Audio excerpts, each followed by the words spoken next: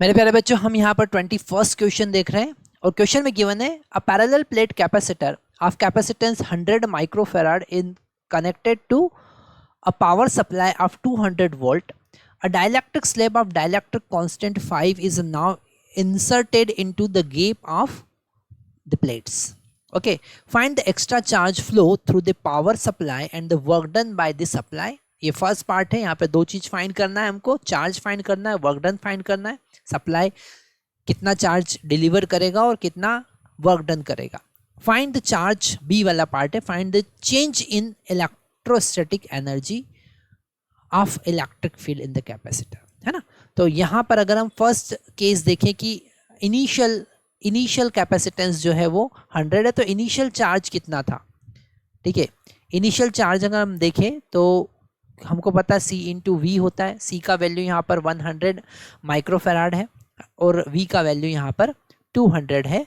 Into 10⁻⁻⁶ हम कर देंगे तो हमको Q इनिशियल मिलेगा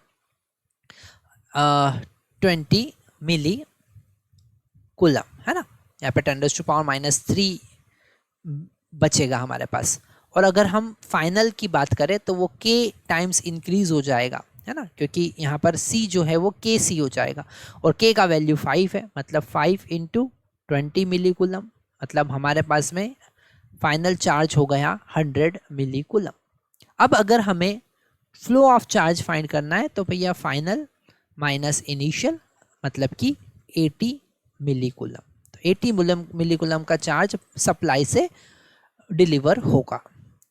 अगर हम वर्क डन की बात करें तो वर्क डन बाय बैटरी, तो constant charge delta Q into potential V, क्योंकि यहाँ पर हमें ये देखना है कि अगर हम यहाँ पर डेल्टा क्यू का वैल्यू रखें तो वो है 80 इंटू 10⁻⁻³ और वी का वैल्यू कितना है. वी का वैल्यू हमारे पास में है 200, है ना. तो ये हुआ हमारे पास 16,000 इंटू 10⁻⁻³ अगर ये कैंसिल करेंगे तो हमको वर्क डन मिलेगा 16 जूल.